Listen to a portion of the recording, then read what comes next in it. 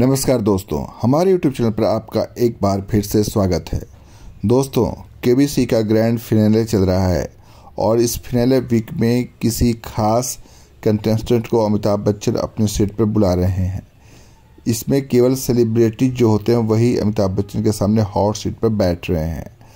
इसी कड़ी में अमिताभ बच्चन के सामने हॉट सीट पर अक्षय कुमार और प्रकाश सिंह जी बैठते हैं।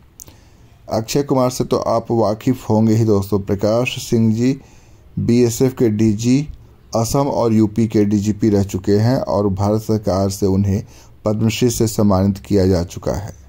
इस शो के दौरान यह भी बताया जाता है कि प्रकाश सिंह को पद्मश्री भारत सरकार ने क्यों और उनके किस योगदान के लिए दिया। इसके साथ ही कई दिलचस्प बातें भी निकलकर सामने आती हैं। तो इस वीडियो में हम आपको इसी बारे में बताने जा रहे हैं। अगर आपको हमारा वीडियो पसंद आता है तो आप हमारे YouTube चैनल को सब्सक्राइब ज़रूर कर लें और बेल आइकन का बटन ज़रूर दबाएं। तो चलिए शुरू करते हैं वीडियो, बताते हैं आपको कैसे क्या हुआ केबीसी की इस शो में। दोस्तों, केबीसी की इस शो में अमिताभ बच्चन के सामने हॉट सीट पर अक्षय कुमार और प्रकाश सिंह जी आए। अमिताभ बच्चन ने दोनों का जानदार तरीके से स्वागत किया और दोनों को हॉट सीट तक वो खुद लाकर बिठाते हैं। इसके बाद बातचीत और सवाल जवाब का सिलसिला दोनों शुरू होता है और यह गेम काफ़ी रोचक दिलचस्प होता है क्योंकि इसमें इन तीनों की बातचीत काफ़ी मायने रखती है, काफ़ी खास होती है। दोस्तों, प्रकाश सिंह जी बीएसएफ के डीजी रह चुके हैं। असम और यूपी के डीजीपी पर भी वो रह चुके हैं। जब बातचीत शुरू होती है तो बताते हैं उनसे सबसे पहला कि सवाल जो होता है हटकर केबीसी से हटकर वह अक्षय कुमार पूछते हैं और कहते हैं कि पुलिस के बारे में पूछते हैं, कितनी यूनिट्स होती है और पुलिस कितनी होती है, कैसे काम करती है।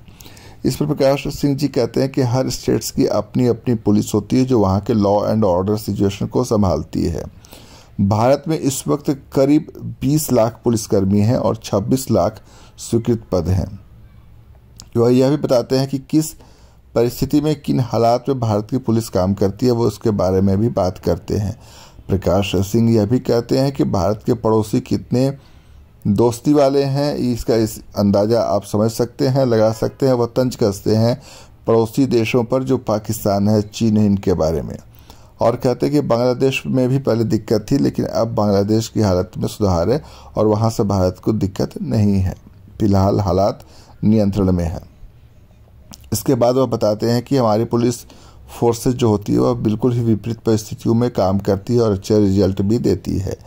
दोस्तों, प्रकाश सिंह यह भी कहते हैं कि वह अक्सर सेमिनार्स में जाते रहते हैं और वहां पर जब वह 2019 में प्रयागराज में जो कुंभ का आयोजन हुआ था उसके बारे में बताते हैं तो बाहर के लोग चौंक जाते हैं। वह कहते हैं कि 24 करोड़ लोग एक साथ नहाए थे वहाँ प्रयागराज कुंभ मेला में पहुँचते हैं। इस पर वहाँ के लोग, बाहर के लोग जो होते हैं वो चौंक जाते हैं जो सेमिनार में सुन रहे होते हैं। वह कहते हैं कि इतनी बड़ी संख्या में इतना बड़ा नंबर लोगों का जो होता है वो वहाँ पहुँचता है और इसको मैनेज कैसे करते होंगे, सोचते होंगे वो इम्पॉसिबल लगता है उनको, लेकिन हमारी पुलिस इसको काफ़ी बेहतरीन तरीके से करती है। इसके बाद सवाल जवाब का दौर भी शुरू होता है और एक सवाल आता है दोस्तों जो कि काफ़ी दिलचस्प होता है। सवाल खान पान से जुड़ा होता है और यह इस शो का गेम का पहला सवाल होता है जो अमिताभ बच्चन पूछते हैं। वह सवाल यह था कि आमतौर पर इनमें से क्या मुंबई में सड़क किनारे मिलने वाली चीज़ है जो मुख्य सामग्री भरता। सवाल होता है दोस्तों कि आमतौर पर इनमें से क्या मुंबई में सड़क किनारे मिलने वाली भुर्जी की मुख्य सामग्री होती है। ए आम, बी बैंगन, सी मछली और डी अंडा।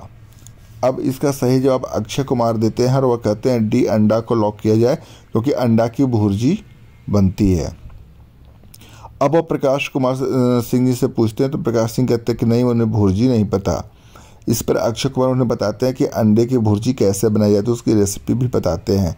प्रकाश सिंह कहते हैं कि हमें रेसिपी भी पता चल गई। इस पर अमिताभ बच्चन कहते हैं कि अभी ये बहुत अच्छे कुक भी हैं और इनके बारे में कई और दिलचस्प जानकारियाँ निकलकर अभी गेम के दौरान सामने आएंगी।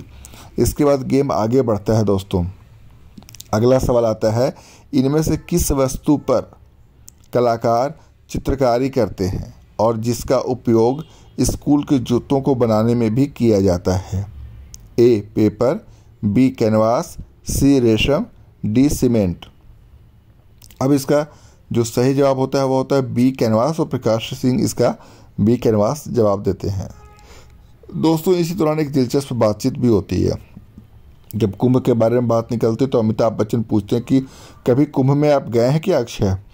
तो अक्षय कुमार कहते हैं कि हाँ जी, एक बार मैं चुपचाप गया और चुपचाप चला आया।